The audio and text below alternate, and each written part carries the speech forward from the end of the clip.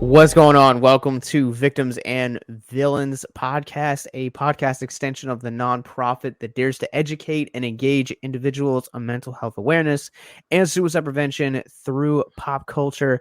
My name is Captain Nostalgia, and all roads have led to this. Our Matrix, let's take that again. Our Matrix retrospective series is coming in hot with the third and the final entry until they pull a Friday the 13th on us and they're like, no, wait, we're coming back. We got another one, another story to tell. We're talking about the Matrix Revolutions on this. And I'm joined by, once again, my friend, colleague, and podcaster, Mr. Celeste Davis from the feelin-film-podcast. What's going on, man?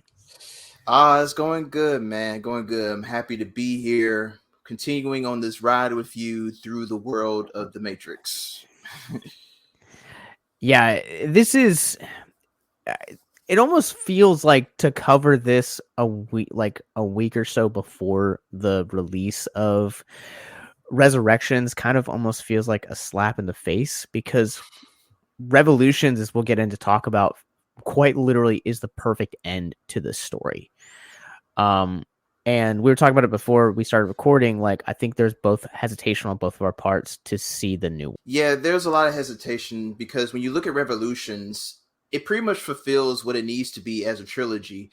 I see Revolutions kind of as like a prologue in a sense, kind of like how The Godfather Part 3 is really considered a prologue to everything that's happened in the series. This one feels like, yes, this is like the absolute end, because this is the culmination of the battle between the humans and the machines. And we learn about the fate of Zion, and we learn about the fate of Neo, Trinity, Morpheus, and a lot of other characters. So and even the Oracle, and even the fate of Agent Smith. So it does feel like that this is the absolute end, and it probably should have stayed that way. But here we are again, with Resurrections coming out next week. So it'll be interesting to see how and why Neo and Trinity and a new Morpheus is still in this world, the Matrix, again. And you guys, of course, can hear our full thoughts about it. It'll be the last episode we release this year, which feels kind of cool to end on a bit of a nostalgic note. But yeah, so this one is, like, I think you said it right. Like, this completes the story of Zion, Nebuchadnezzar, even Agent Smith, like, has a finality to him in this one. And we talked about the highway chase scene when we did Reload It, and I feel like the climax of this one equally feels on par with that, with where you have Neo kind of versus the entire army of Agent Smith. I thought was a really, really nice touch. But like, just the way that this ends with such a bow, where you have the Oracle and just kind of her returning with the kid. Like, everything just feels so perfectly ended. We talked about this in Animatrix, is that I am really curious why we never got more of this world, especially the fact that, we look at Reload It and you look at how the world building aspects of that film went, and then you go into something like the Animatrix and you kind of get to see like the origins of where it begins, the capabilities of the program of the Matrix, the lore, the mythology, and then for us to kind of say, oh no, we're going to come back to the source and we're going to tell the story of Neo and Trinity in the real world 20 some odd years later. It's very upsetting almost. It's upsetting because I think we're getting to a point in this generation now where most of the creators or the people behind these films, they don't understand that sometimes things just end and there is no reasoning, and there is no way to continue a story. You don't have to continue every story. Back in the day, say for instance, you had a film like, okay, think about No Country for Old Men. And think about, instead of leaving that film with the ending that it has for anybody who's seen it, you just continue on and you follow these characters who are still alive in the world. But it takes away from the significance of the story. And I feel that now we reach a combination now where we have the MCU and we have all these IPs and everything. So now everybody thinks, you know what? I got to build a cinematic universe. You know what? It's not good enough to just end it right here. We're already making good money, and we know that fans are going to be dying and starving for anything that is dealing with the subject matter. So let's continue to make more and more. But over time, the quality tends to dip. And I've seen this with this franchise. A lot of people love the Matrix. It's hard to find anybody who dislikes the first Matrix, but when you get into Reloaded and Revolutions, you'll find fans of those films. But often you'll see people who say, oh, I don't even think they don't exist to me, they're dead to me. Like people who will only watch the Matrix and they won't watch the sequels. And then now you have Resurrections. Like, I'm under the state of mind that the Wachowski sisters, well, Lana, she's the one who's directing and writing the Resurrections. I think that there is no reason that they would bring this series back unless it was for a good reason. But who knows? Because a lot of times, we're living in a world now where studios, especially during the times of the pandemic, it's all about making money. It's all about getting to the bottom line. And I feel that sacrifices the integrity of the story and the universe that these movies live in. Honestly, sometimes things just have to come to an end, and it doesn't matter if the fans don't like it, or it doesn't matter if studios want more. Sometimes creators just have to step up and be like, hey, no, this is how the story is supposed to end. This is how I perceived it in my mind. This is pretty much like the Oracle says in the Revolutions, every beginning has an end. And that should have been pretty much a send-off for this, but now it's not. And I agree with you. It's disappointing, and it kind of makes me wonder, are we really going to see any more films in the near future where stories don't just end? No, they're just going to continue to build on and make more sequels, and it's going to dilute the quality of the product. Yeah, unless you want to tell a story that is on the same wavelength as its predecessor, its foundation, its source material, that's a different story. I feel like I would be reminiscent to say, because I feel kind of almost like a hypocrite talking about these things, because I'm such a big fan of horror, and horror is notorious for having franchises that just keep going and going and going. Like they, Nightmare on Elm Street, Friday the 13th, Halloween, Texas Chainsaw Massacre, but I think the best example of this particular story would be Saw, because Saw is a franchise that over the first 7 films is telling one continuous story. Then you get into Jigsaw, then you get into Spiral from the Book of Saw. And while those films as a fan are entertaining, they kind of take away and almost kind of dilute the original 7 films. And the only films that it's not even a film, the only thing that I would really say in regards to a worthy successor would be HBO's Watchmen. I hold Watchmen as one of the best books, if not the best book ever written. And we saw what Zack Snyder did with the big screen. It was okay. It's very divisive among fans. I think it's a fine adaptation. It's all right at best. It's not his best. It's not the worst. But then you get into something like Damon Lindelof's HBO miniseries, and you're just blown away how they were able to not only prequelize that series, but also at the same time show you the ramifications of how these legacy characters and also how this entire world was affected by the events of the 1985 book of the same name. And I think the problems that you start to get into with these stories is, we don't know really what Resurrections really even is. We don't know if it's a sequel. We don't know if it's a prequel. We don't know if it's taking the Halloween route where it's going, okay, we're going to completely ignore these middle chunk of films, Reloaded, Animatrix, and Revolutions, and we're going to make a direct sequel to the original film. And the Matrix as a franchise, I feel like, since we're getting into the Christmas spirit now, being a week out from Christmas is a lot like the Die Hard franchise. Die Hard is such a perfect film that once you get into part 2 and even with a Vengeance, as much as I love him and Samuel L. Jackson in that movie, it's not necessarily something that I need because the first film stands alone on its own completely. But of course, you look at the numbers and you look at the reception that it is had, and people are just like, they get greedy. They're like, we need to sequelize this and we need to make more of this. And I think that's kind of unfortunately what happened with the legacy of the Matrix. Yeah, greed drives everything now that we see in contemporary media.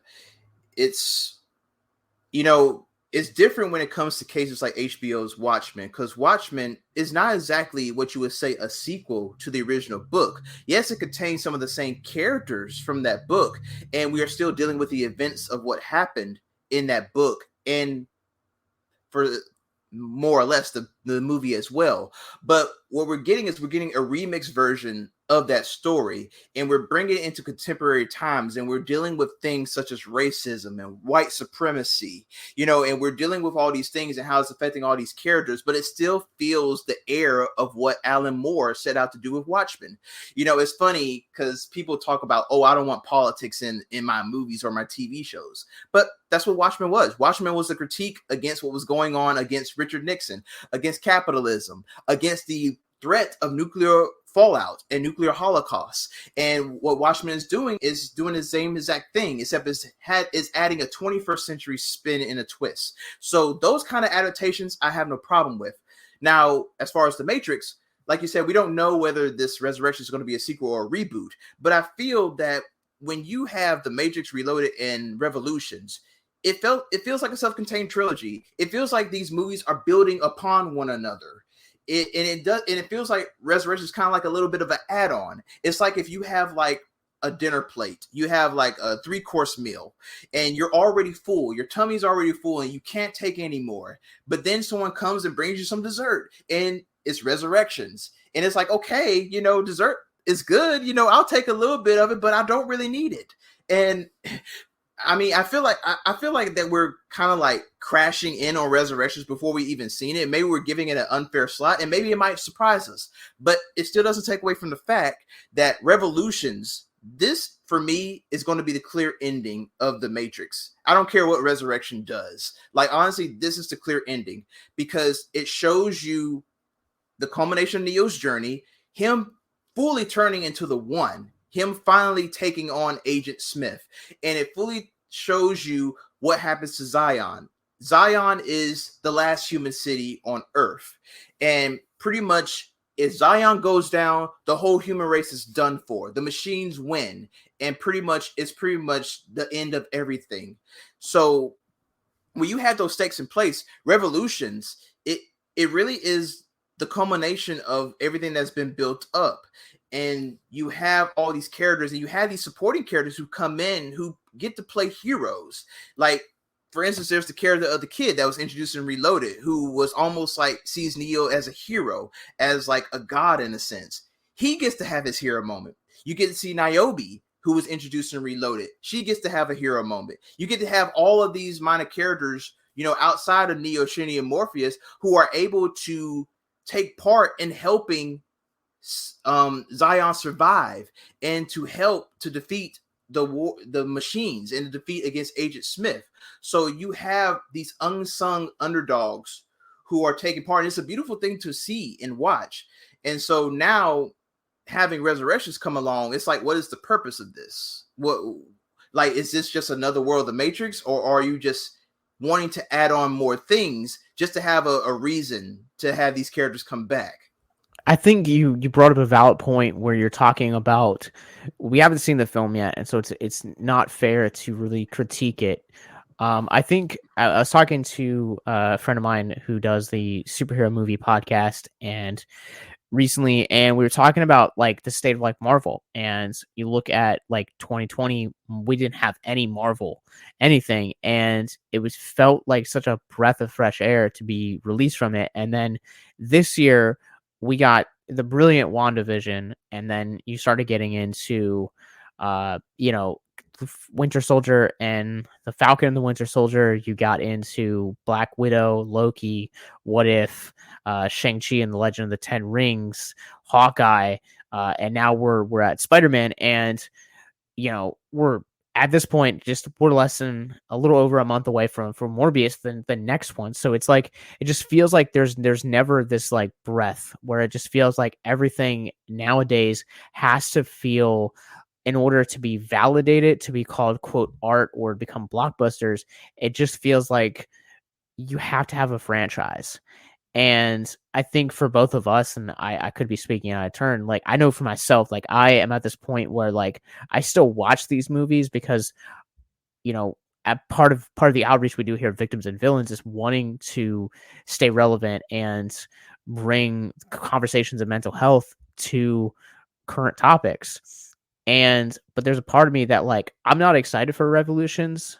Sorry, I'm not excited for Resurrections. I'm not excited for some of the Marvel movies we're getting next year, but at the same time, like some of the best movies that I think that have come out this year have gone under the radar because they're smaller films. I still look to, a movie like Pig with Nicolas Cage and talk about like this is a movie that people need to see. And right now, this past weekend when we're recording this, it's Spider-Man versus the Nightmare Alley with Guillermo del Toro's newest film, and Spider-Man is now the closing end of this trilogy that we've gotten in the MCU. And I don't know how you feel about trilogies, but to me, I always feel like there's always that one weekend of a trilogy. And for me, with this new Spider-Man, it was No Way Home. But coming back to the Matrix, it also ended up being Resurrections. For as much as I feel like this film does really good, there are things about it that I feel like I would have wanted them to balance out a little bit more than what we got in this film, because this film just kind of feels a little bit messy. Oh yeah, it's very messy in a sense. What you get is there's a first half of this film where we're dealing with Neo and we're dealing with the character of Bane, who is essentially a guy who is infiltrated into the Nebuchadnezzar and has been able, and it's just essentially an Agent Smith replicate. And you're wondering about what he's going to do, because that's what Reloaded ends on, is that shot of Neo laying on the table, and then you get Bane right there. But what happens is that Neo is in this dream world where he's essentially in the middle, and there's the reality and then there's the Matrix, and he's almost in this coma. And I found it kind of hard to understand, because then you have the train guy who comes along, and then you have this mother and father and daughter who are at this train platform and they're waiting for something. And it's like, oh, well, this daughter, she's going to be the Oracle. This is my purpose. This is my karma. She's going to be here, but I'm not going to be there anymore. And, it's kind of weird, because when we last see Neo, he's essentially just destroying these machines with his own power. And then it's almost like he passes out, but he goes into a coma, and he's like he's in the Matrix, but he's not plugged in. So it's very confusing. And then you get a lot of this buildup of Zion preparing to take on the machines, making their last stand. And some of the parts are good. Some of them are great. But then there are other times where you have these like little moments of where it slows down, and you get the people talking about strategy and positioning and everything like that. And it gets kind of, I would say, tedious. And then you get the fighting, and the fighting's good. Some of the visual effects, a little bit messy, but the fighting is good. But then Neo is not there for any of this. Like, it's almost like Neo is just out of this film for like 70% of it. And then the ending is that's when Neo comes back in and dominates most of the scenery. But it's very uneven in the focus of the characters. Like, I almost kind of wished that, okay, maybe first half of this film, you focus all on Zion. Second half, you just give us all a Neo's journey, and then fine, would have been cool with that. But then you had these little peppered in scenes of like the Oracle coming in, and then you have Agent Smith, and then you got all of the other side characters, and then you have Niobe and Morpheus trying to travel through this railing to get over to the gate to get to Zion. And it's all over the place. And it felt like the Wachowski sisters were trying to cram in a lot and really give this a full final ending. And it feels like it leaves a little bit more time to breathe. Now, I'm not asking for like 5 more films, but maybe this could have been a part 1, part 2 kind of equation. Like maybe have a Revolutions part 1 and then have a Revolutions part 2. Well, we talked about this on Reloaded, that this was the first time a film had released a 2 parts of a trilogy in a single year. So in the spring, you got Reloaded, and then in the fall, you got Resurrections. And I feel like they were supposed to essentially be one long movie, like what you're talking about, of it being like a part 1 and a part 2. But in the end, what you end up getting is this very messy journey. And to me, like, I want to talk about Neo in just a little bit, but I want to specifically hone in on a lot of the Zion stuff and like people versus machines, because there came a point when I was watching this, and as I've said throughout this entire series, this is the first time I'm watching this series as a whole. I've only ever seen The Matrix prior to recording this, and I got to a point where I literally wrote in my notes, where is Neo? Where is Trinity?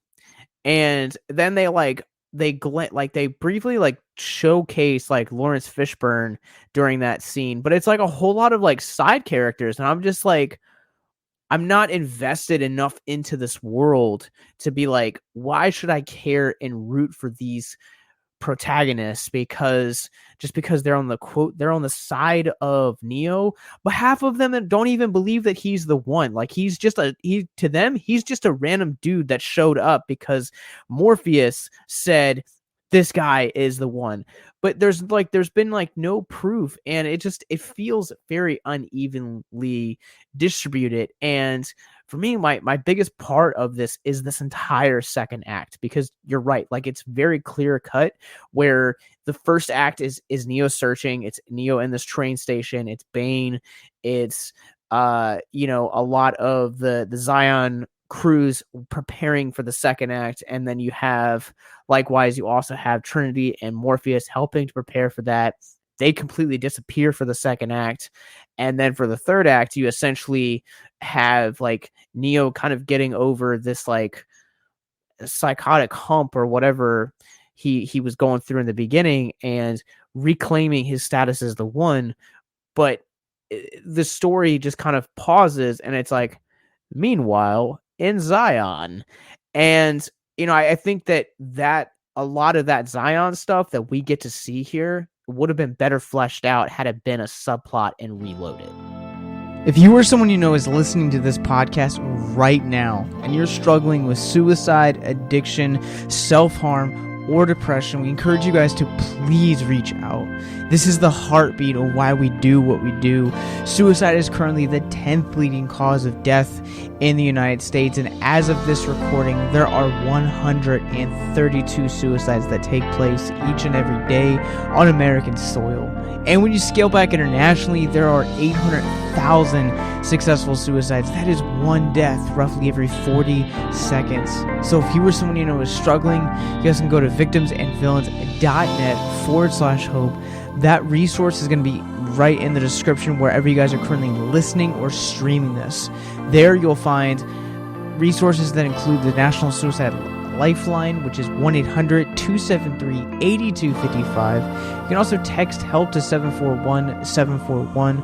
We also have a plethora of other resources, including churches, getting connected with counselors, LGBT resources like the Trevor Project, and also veteran hotline as well.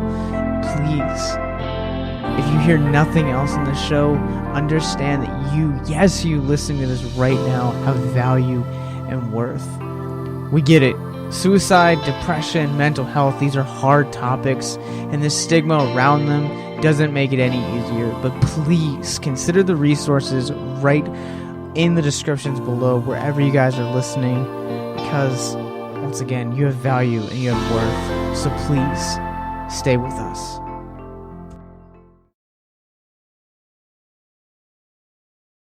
Yeah, because in Reloaded, you're pretty much first introduced to Zion. And then, of course, you do get a scene where Neo is talking with some of the leaders and everything, and Morpheus is talking with some of the ship captains, and they're talking about, the machines are coming, what are we going to do about this? But it's never really expanded upon, because the story is mostly focused on Neo and the French guy, and Neo going around to these different worlds and trying to get the key to the key maker and everything. And that's the focus. But in this film, Zion just takes a big helping of a lot of the runtime.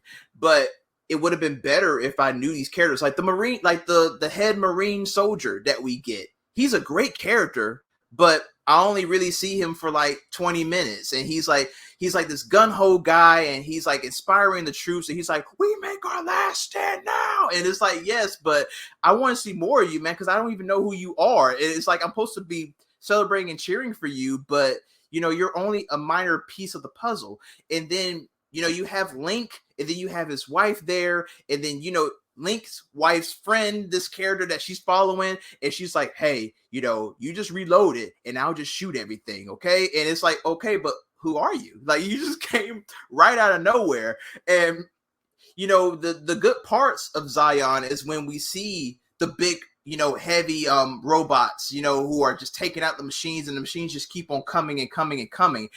What it reminded me of? It reminded me of Infinity War, where we're in Wakanda, and then we're seeing all of Thanos's like minions who are coming across trying to break through the shield and everything, and we get that big expansive battle. But the difference is that Infinity War, that was built up for at least about 15 films beforehand. With The Matrix, they only had 2 films to do this, but Zion is literally only mentioned in passing for the most part in Matrix and Matrix Reloaded. So when we get to Revolutions, about Zion, but I don't really get into the deeper details of Zion. I just know that this is a city that needs to be protected, and it's the last one that is surviving on Earth. And I also know that the humans and machines are constantly at war. And then we get to Neo's part in this final act. And while the battle with Agent Smith is good, in my opinion, I really just found it kind of like weird about how he was able to go to Machine City, and he's able to talk to machines. He's like, hey, guys, like, just stop attacking Zion. I'll help you take out Agent Smith. He's gone rogue. And, he's your problem now. And then he's just able to stop the war like that. I found it just kind of weird and very convenient, Yeah, I do want to, like, one of the things that really bothered me, and I guess maybe this is a plot hole, in like the battle for Zion, is like the machinery that you talked about. Like it's almost like robot suits, but yet like the actual like host of the robot is outside of the suit. So like if you shot them, boom, your host is dead. Like, yeah, I didn't What? understand that either, because we're seeing constantly when the machines are battling with the robots, like all you have to do is just kill the guy who's controlling the robot, and boom, the machine goes down. Like in the machines, there's like thousands of them just swarming in, and they were having a tough time, and it was like a really roughneck battle. But yeah, it didn't make sense at all. I felt like they would have had like some like covering to protect them, like a little bit of a shield or something like that. But no, they're just out in the open, just controlling it like VR almost. Yeah, and also if machines are like really as like smart and as threatening as we've been building up the last 2 movies to believe, why would you not just shoot the host? Because it seems like they couldn't shoot either. Like it's like almost kind of like the Wachowski sisters were like, what we need? We just need to make this like big boss battle, and like logic just needs to get tossed out the window. We're here for the big machinery. Let's go. Yeah, I don't understand, because like honestly, if we're being real and we're using logic and we're using common sense, the machines would have easily taken over Zion. I mean, there was just too many of them. They were outnumbering them. And I mean, there were so many people in Zion that were hiding out. I mean, we only see like there were certain volunteers, but there weren't that many volunteers taking on the machines. A lot of them were just hiding out in the caves, hoping that it was going to be fast enough and quick enough to where they wouldn't feel any pain, or that, oh, I'm just hoping that we can be able to hold them off long enough and Neo can come in and save our butts, which does happen. Neo is essentially the savior, which is what he was built up to be for this whole time.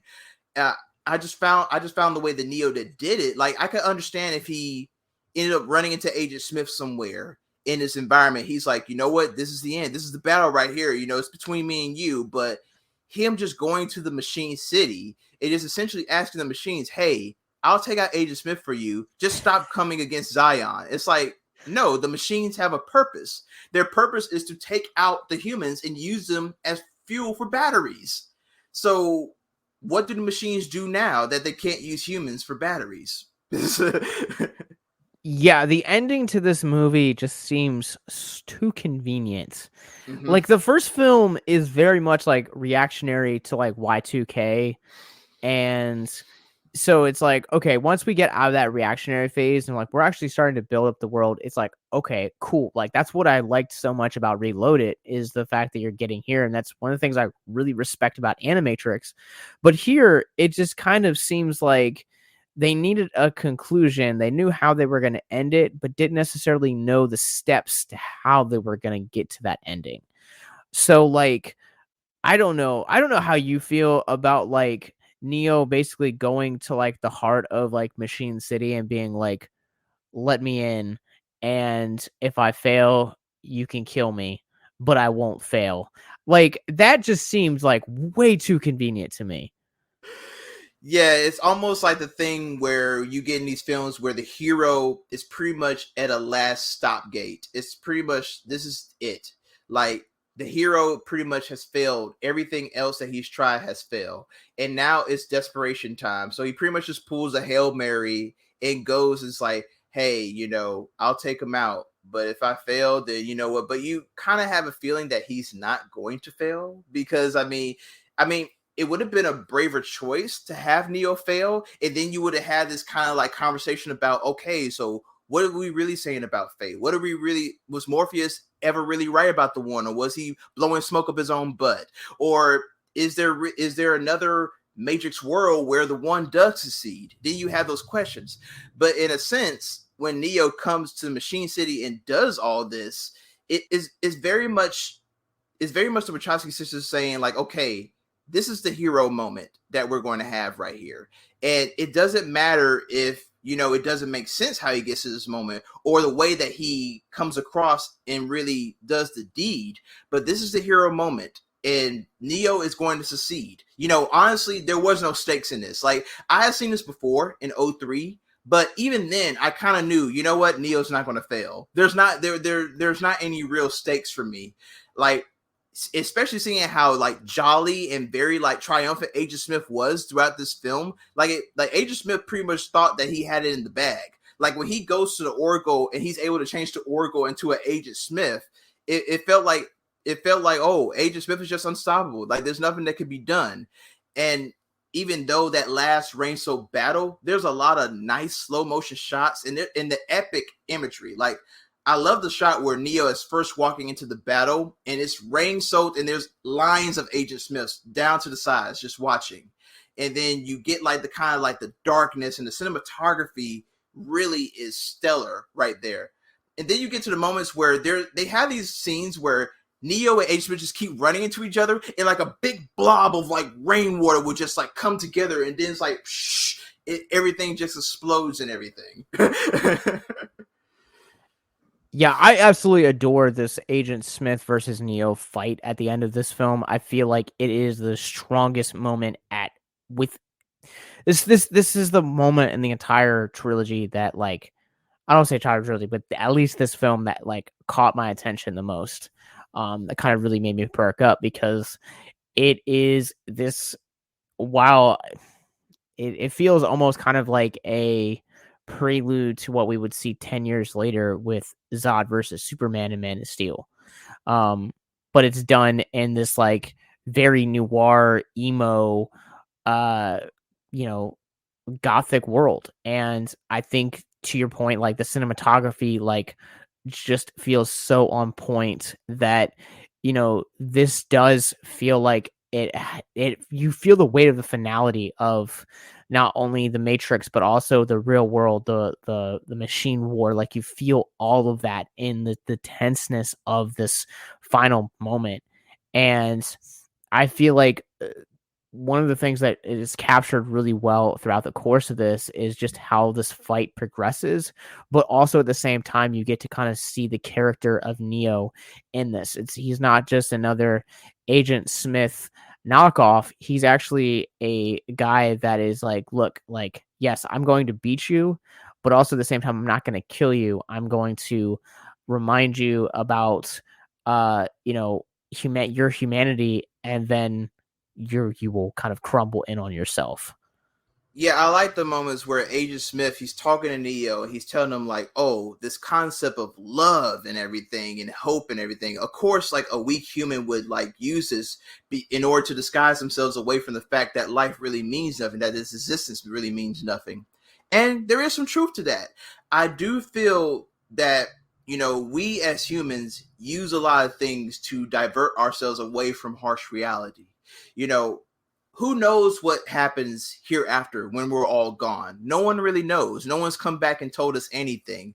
So we're all just kind of like, we all just kind of have these beliefs, whether that can be religion, whether that could be spiritual, whether that could be karma, whether that could be reincarnation. We all have these beliefs that we hold on to in order to explain the unknown. And for Agent Smith to use things like love essentially is almost like a drug in a sense. And for most people, love is all they have in this world. Outside of material things, love is the most important thing for people. And for Agent Smith to use that for Neo, it kind of reminds you of how Neo started. Neo wasn't in the Matrix.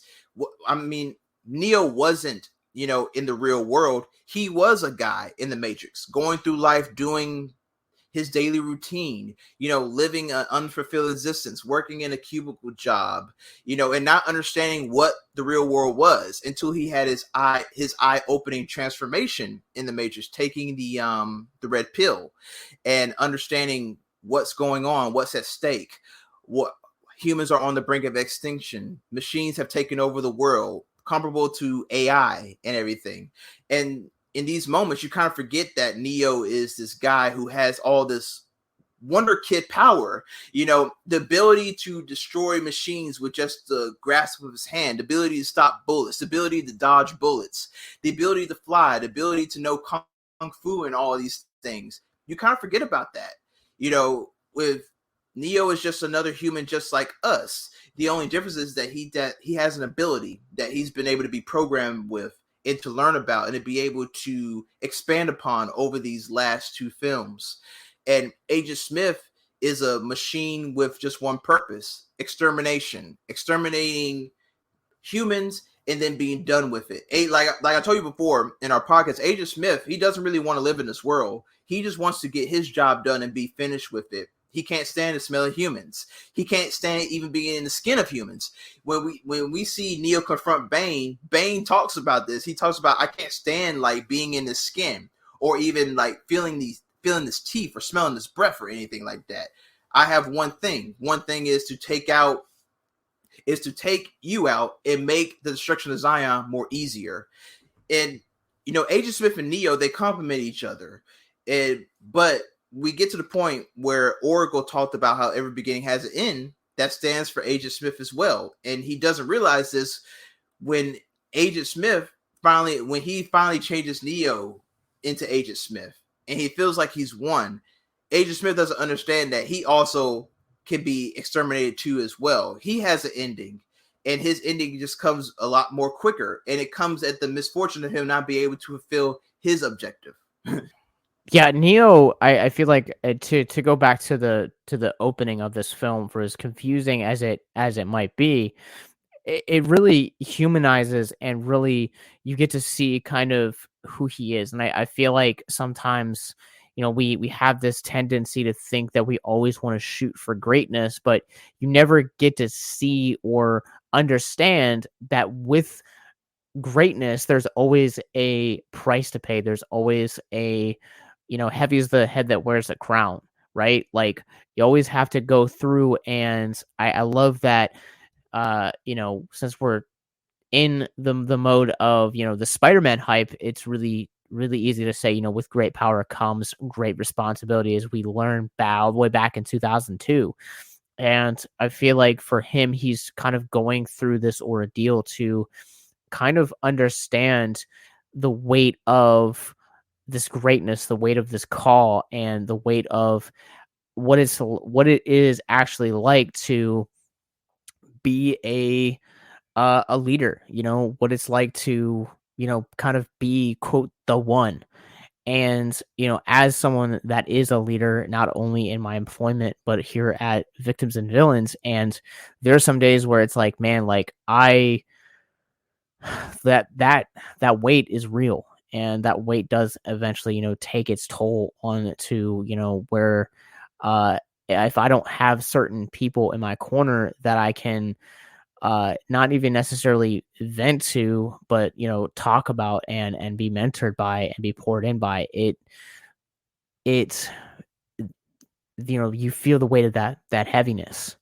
And I think that that's kind of what that train sequence was for, is that you're basically trying to see Neo kind of get to be reminded of his purpose and get to be reminded of why he's here. And you get to see that character journey throughout the course of this film, and it culminates and complete with the Agent Smith, like what you're talking about, is that, love really is kind of like the conquering force.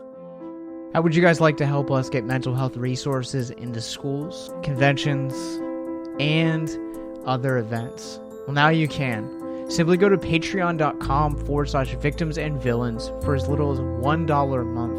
You guys can help us get mental health resources into current and upcoming generations, educate and break down stigma surrounding mental health, suicide, and depression. And you get exclusive content that you can't get anywhere else. And you guys can tell us which Nicolas Cage movie you want us to cover, and we'll do it. All it takes to get started is to go to patreon.com/victims and villains, or simply click the link in the episode description wherever you guys are currently listening or streaming this episode. Pick your tier and get started today. Yes, it's that simple. So quickly select the tier that you want and help us get hope into the hands of the depressed and the suicidal today.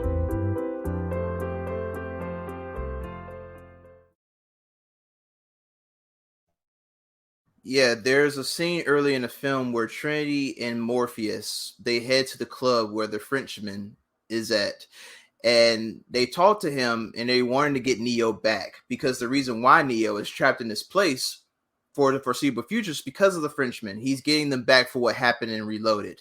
And Trinity pretty much pulls all stops and puts the gun to the Frenchman's head, and there's a Mexican standoff going on. And then she pretty much is willing to die for Neo right then and there. The Frenchman asks her, like, are you willing to die for Neo? And she says, yes, I'm willing to. And this goes back to what you're saying about love, how love is the most powerful emotion that any of us can have. There are times, in the recent last 5 years, since I've been with my girlfriend, that there have been things I've been able to get through. And it's because of love. It's because of having that person in my corner. I don't think I would have been able to get through if I didn't have that person. Love can make you feel stronger than what you are. It's almost like a superpower. There's another film, Punch Drunk Love, with Adam Sandler. There's a scene where he comes to the end and he confronts Philip Seymour Hoffman, this guy who had him, under the ropes because of some phone sex scam and everything. He comes to Philip Seymour Hoffman and he tells him, I want you to leave me alone. And I'm confronting you here because I found a woman and she loves me for who I am. She makes me feel more powerful than anybody before. And it's a powerful moment because it speaks to how having someone who cares about you and loves you can make you feel like you can do anything and conquer anything. And this is essentially what Neo does. Neo, when they go into Machine City, it feels like, and Neo ends up losing Trinity, on the ship when they crash land and everything. But Neo still carries that in his heart about Trinity and what they've been through together. And it's part of that love that helps him feel comfortable with what he has to do. It's would in other circumstances Neo will want to do this? I don't think he would, but I think he understands that he has to. And he's comfortable with it because he understands that not only is this going to save a lot of people, but that Trinity, Morpheus, these people believed in him. They saw something in him when other people didn't. And it's that kind of belief that can help you do hard things. It's that kind of belief that can help you get you through tough times. And it's that kind of belief that can help you feel not alone. None of us wants to feel alone. None of us wants to feel like that we don't have anybody. We always want to feel like that we can connect with someone, because human connection, that's something that we've been striving for since we were living in caves, you know. No, I think you bring up a good point about, having people in your corner that are going to not only pour that love into you, but also that you're able to pour that love out. I love the fact that you kind of brought up, your girlfriend and kind of how the two of you have been able to pour love into one another. And, there's a sense of almost spirituality to Neo and kind of his arc throughout the course of this trilogy. And so I'm going to pull from the Bible real quick. And 1 Corinthians 13:1 says, if I speak in the tongues of man and of angels, but I have not love, I am a noisy gong or a clanging cymbal. Essentially, what the author is saying here is saying that, like, I could do all these great things, but if I'm not grounded in love, if I have no love to give, then it's essentially just me making noise. It's essentially just me being boastful and prideful. And I think that, even if you don't necessarily believe in the Bible or believe in God, that is kind of the way that the rest of the world works, right? Like, we're all looking for purpose. We're all looking for validation. We're all looking to be seen and heard. And that is something that I think that it's one of my favorite lines from Nightmare Alley, the Del Toro movie, is, people all want the same thing. They all want to be seen and they all want to be heard. And at the end of the day, we're all looking for love, because love is the cure to something like depression. It is the cure to something like addiction. It is the cure to something like, suicidal thoughts or tendencies. And I'm not saying that it's the one size fits all thing. It's a case by case basis, but it is definitely is definitely a starting point for the cure for these things, whether that's medication or that's therapy or that's counseling. Every case is going to be differently, but it all starts with love, and it all starts with being validated as an individual. Yeah, I think another thing that this film Revolutions also provides for the viewer is belief in yourself.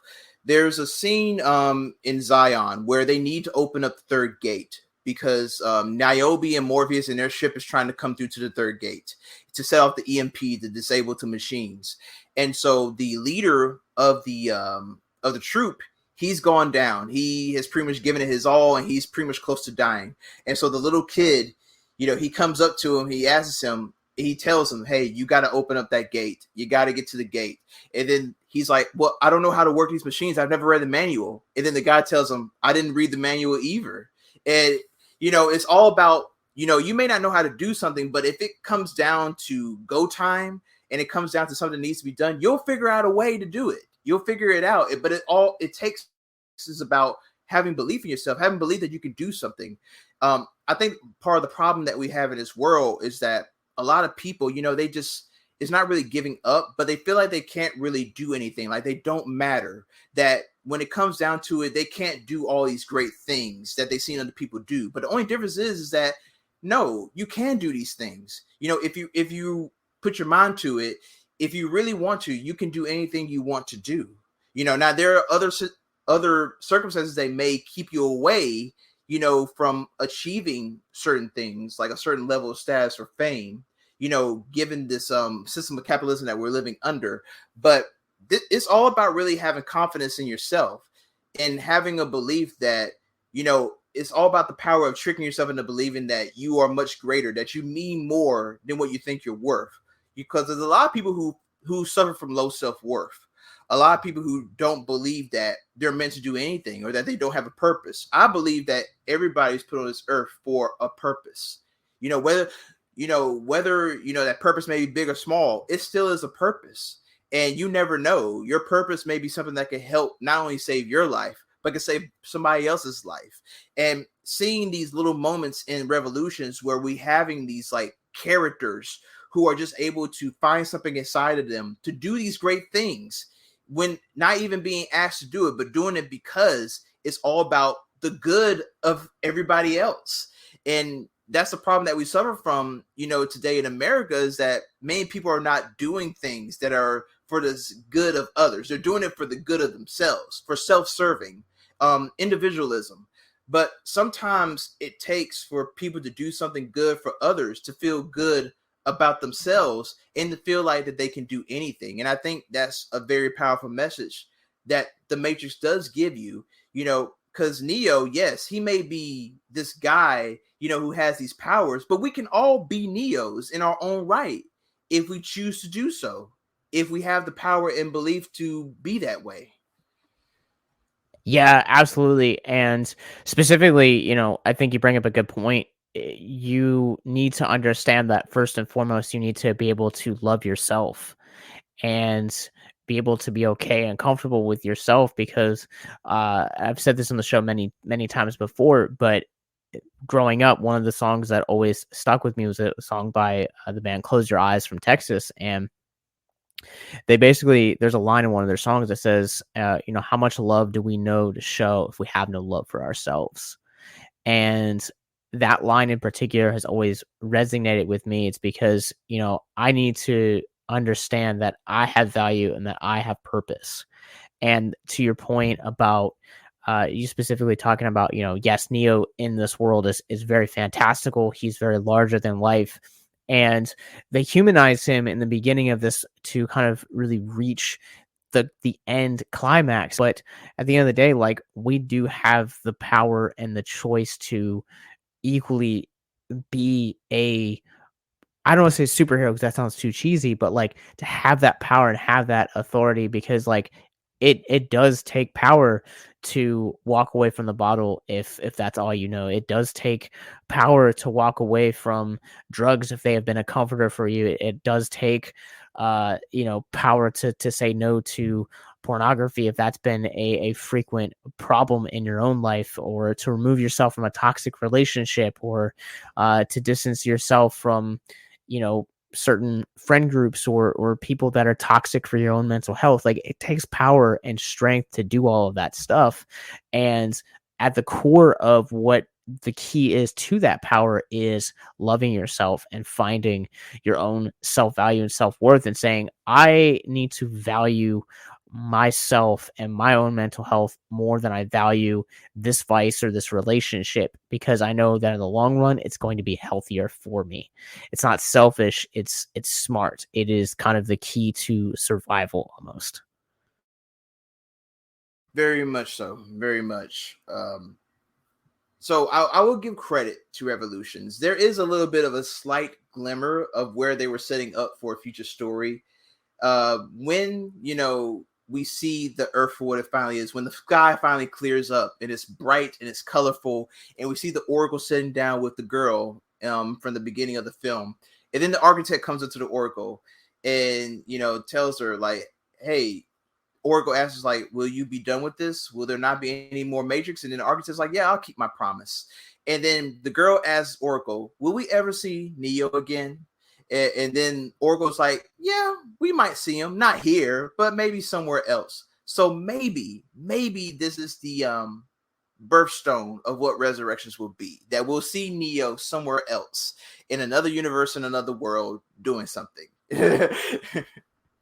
I mean, maybe, but that's such a throwaway line. Like I feel like that's really reaching. Like, I mean, we're a week away. Like, I say at this point, it's just like, let's just see what the because it's not both the sisters. It's just, what is it, Lana? Is that who's directing this one? Yeah, Lana. So yeah, let's just see what Lana Wachowski is gonna do. And also, and I want to point this out, that it also gives me hope that this has kind of always been the one franchise that they've been good at, because you look at their other filmography and it's rough. Whether you're talking about Cloud Atlas or Jupiter Ascending, I mean, yeah, like I don't know, like The Matrix just kind of seems to be the one thing that they know how to do right, and having them back on board gives me hope. But I'll give the Wachowskis credit, because when they first begin their filmography, they were mostly independent directors making these like small time films, but they were original films and they were very cool to watch. Like their first film, Bound, with Jennifer Lilly, such a good film, great film to watch. And then V for Vendetta, which I think V for Vendetta is their best film they've ever made, honestly. But I do think that The Matrix, I think this is their wheelhouse, because there are other films outside that, like you said, Cloud Atlas and Jupiter Ascending, like, my goodness, like, can you talk about bloated, long, full of all these philosophical musings that really never go anywhere. Jupiter Ascending, I think that is the film made for memes. Like, if you watch that film, it really is it's kind of like surprising to see that the minds behind The Matrix made that film. I mean, look, every director has a bad streak. M. Night Shyamalan's another great example of that. Mm-hmm. You look at the guy and you'd be like, okay, man, like The Sixth Sense, Unbreakable, and then you give him a couple signs, and then you give him a couple movies later, and it's like can't even master The Last Airbender. It's a disgrace, and he kept that streak going for a while. But I mean, he stayed true to who he is. And when you look at that's for as much as I might not be the audience for the Wachowski sisters as filmmakers, they've always stayed in that wheelhouse to where I haven't seen Bound, so I can't speak to that. But like definitely like the Matrix trilogy, even the Animatrix, which they were a part of. V for Vendetta, Cloud Atlas, like, all of them are these very philosophical fantasy films that are long and they are, very larger than life. And that's always been the kind of stories that they've told. And I have to give them credit where credit is due for that. They've always stayed true to themselves. Hey, I always get credit for that too. I mean, so many times we see these directors who, they come in with a vision and then they make good with that vision, and then they decide, oh, you know what, I need to do something else. Like, oh, I need to get away from this and be able and sell out, and try to adhere to the mainstream and everything. The Wachowskis, I'll give them credit. They have stayed bold to their ideas, even though those movies like Cloud Atlas and Jupiter Ascending may have not worked. I'll give them credit for trying, because it takes a lot, especially in this day and age where studios are mostly worried about how much money a movie's going to make instead of the critical acclaim, or instead of how the story is original and, it's dealing with more complex ideas. I'll give the Wachowski sisters credit for staying true to who they are. And hey, hopefully after Resurrections, maybe they could go back and maybe try, some new things, and get away from doing anything that is The Matrix. Yeah, I mean, for all we know, like Resurrections, to put a pun on words, like play on words, but Resurrections may quite literally be the resurrection of Lana and Lily Wachowski. We could end up seeing like a Bound era of filmmaking resurgence for them. And I feel like to a large point of, what our contention with their some of their career choices have been is just that, they're chasing after these really bloated, very larger than life, fantasy films, and fantasy is a hard genre to sell in. Mm-hmm. Fantasy is a lot like comedy in that regards, where it takes a very special talent to come in and make a difference. And, for all we know, Matrix could definitely be that for them. And I love a comeback story. And so I would love to see Resurrections. All of my worries for Resurrections are gone. And it's one of the best fantasy movies I've seen this year. And, I'm excited to see what the Wachowskis do next. But that is all of my optimism for this movie. It's mine too. I've over the years I try to come in with every film, even if I think it looks bad, I try to come in every film and give it the benefit of the doubt. It like, especially even a film like Fantasy Island from last year. I came in there trying to give it the benefit of the doubt, and it didn't work out. But you gotta be fair, because I mean, making a film is hard work, and there's a lot of people who are behind the scenes doing, what they think is good work, and you can't blame them, for having a belief in the film, so. Yeah, I mean, sometimes you have people that are gonna enjoy films like that, and The Hunt behind me is a great example. It's a running joke between Celeste and I is that I love that movie, and Celeste is like, it's terrible, truly hot trash. But yeah, so coming back to revolutions though.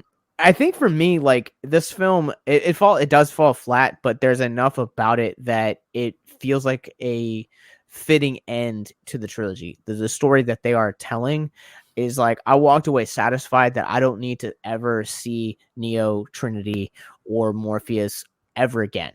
Like, I would love to explore the other ethers of the Matrix the way that the Animatrix does, and still be content to like come back out of like, morbid curiosity for this world. But I feel like for as messy as this film might be, it definitely is a satisfying conclusion.